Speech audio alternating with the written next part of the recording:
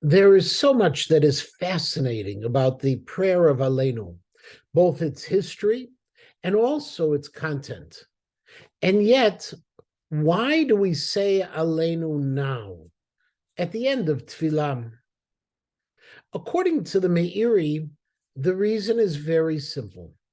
To pause before we leave the Beit Knesset with one final prayer, as the Hasidim Rishonim, as the early pious ones, Shoin Sha'achat B'Beit HaKnesset, would delay their departure from the Beit Knesset, and so we, who may not be able to just sit and contemplate and meditate, we say one final tefillah before we leave.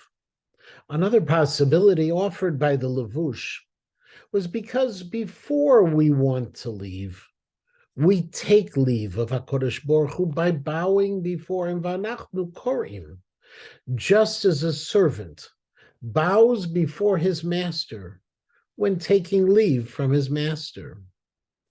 The third reason is offered by the Bach, the Bayit Chadash Rav Yoel Sirkis, who suggested that the reason we say Aleinu is so that we can firmly plant our beliefs in our hearts before we leave the Beit Knesset.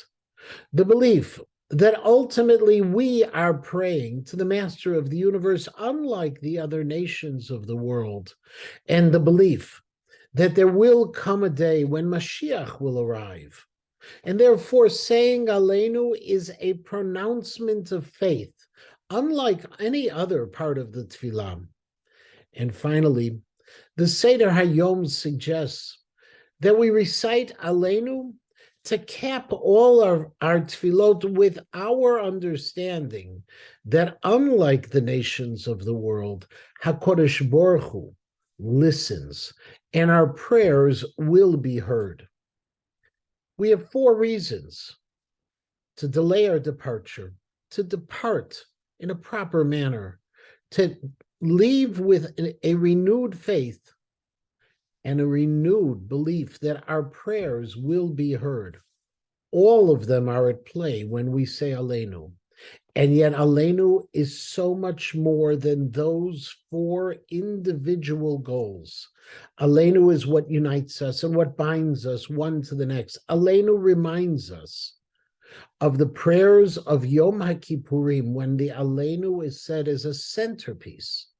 Here we call back, and we use all of these reasons and all of the beauty of this one tefillah with which to leave the Beit Knesset.